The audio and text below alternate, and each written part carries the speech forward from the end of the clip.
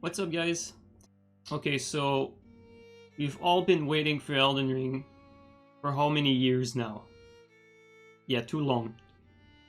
It felt great to finally take a look at the gameplay, and like most of us, I got very excited seeing this preview of the game, especially when we were streaming it live.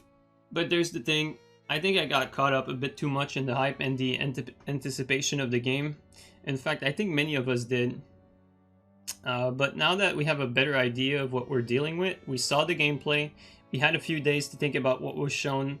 I think it's time we take a good, cold, hard look at Elden Ring without the pink tainted glasses of the anticipation. This is a no copium, cold, hard look from a PvP perspective on how Elden Ring seems to be shaping up so far. So I did a little survey right after the Elden Ring gameplay preview dropped, asking my audience what was their general perception. Over 70% of more than 1,500 people said that the gameplay reveal was fantastic in every single way. 13% said that the reception was positive. 11% said some things were great, others not so much, and that they still have a lot of question marks regarding the game, a lot of questions. And finally, 5% said that they did not like what they saw. Now keep in mind that this is from our audience, so consider this survey to be mostly coming from a PvP perspective. Then I had a discussion with my good friend Amish, video is here on the channel, regarding our first Elden Ring impressions. And it seems like the more we talked about it, the more we thought that there was a lot of uncertainty that we were both noticing. Okay, so what is so bad about Elden Ring then? Well, it's not so much that it's bad. In fact, there's so many good things to be excited about Elden Ring that I think we sort of embarked in, like, onto this sort of hype train. I think Elden Ring looks fantastic, and I honestly think most of us will enjoy it.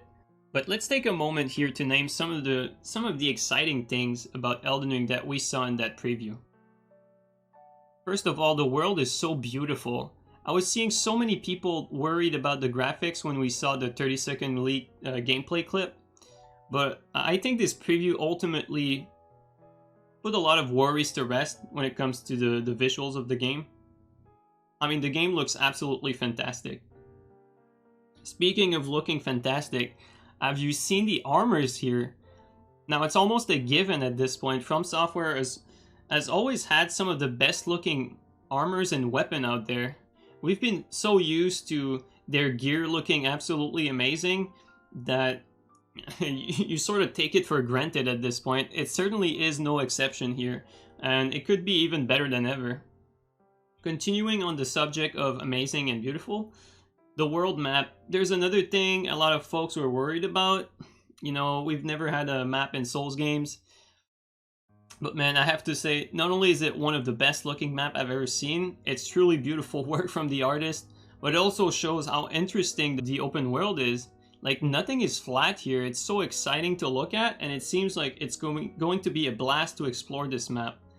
It looks like really translated their expertise well into crafting a visual and interesting open world, but not just to look at, like, also it looks like it's going to be fun to like be in it, you know, traverse in it, sort of this like labyrinth feel, even in organic spaces.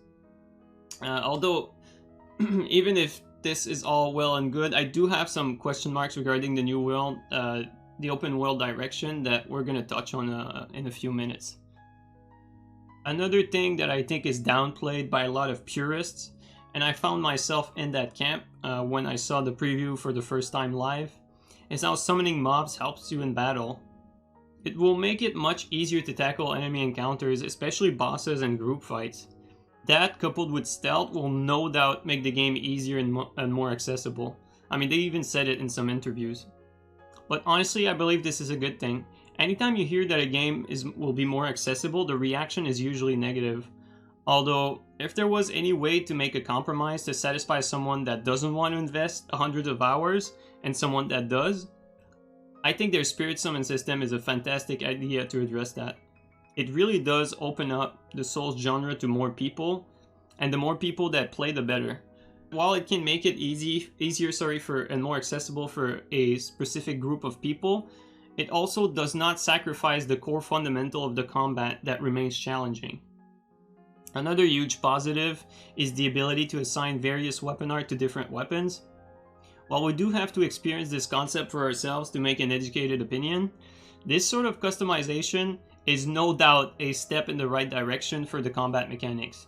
Heck, I would go as far to say that this is a natural progression toward giving more varied attack to weapons, and it already started in Dark Souls 3. It's no coincidence that Dark Souls 3's meta became centered around neutral weapon swapping in the later stages. It's such a fun way to play that opens up so many possibilities and tactics, while giving an opportunity for various weapons that would otherwise be underused a moment to shine. And can take me later for that. So all in all, Elden Ring is basically embracing that direction and integrating this concept with an intuitive system. I think there's enough new elements to get me excited, yet it still feels very grounded to Dark Souls 3, which we all know and love, so it's a bit of a reassurance. But okay, like we talked about some of the good stuff, but what about the copium? What about the stuff that we should reasonably question and perhaps even be worried about? Let's go back to the open world. There is clearly a change in direction. Here's why I see a potential issue with the way the open world is integrated into this Souls-like franchise. It seems like traversing through the open world on horseback will feel like a breeze, maybe a little too much. The horse just pretty much flies by every mob without even aggroing any of the enemies. And it seems pretty clear that engaging the enemies in the open field will more often than not be optional. I see a lot of people saying that this is a more relaxed direction, which is true, and it's not a bad thing to be able to carelessly travel the open world. But here's the thing, while it's usually how most open worlds games are, this is not your typical open world game. This isn't your Red Dead Redemption 2, your Breath of the Wild, or Fallout 4. The amount of different activities you can do in those games is way higher than what Elden Ring will have. As far as we know, you cannot like build a base or build a settlement. There isn't a fleshed out like hunting system, and you won't have a companion like telling you lines of dialogue as you go through the game. And we don't necessarily want these things, although personally like some of it I wouldn't mind. But from what we know about Souls games, it's that their formula isn't based on side activities, and it's why the genre has its own identity really. There's literally two activities to do in Souls games. It's kill stuff, find stuff. And they do a damn good job at it. That's why they're so good. Like, it simply has some of the best 3D melee combat and some of the coolest gear.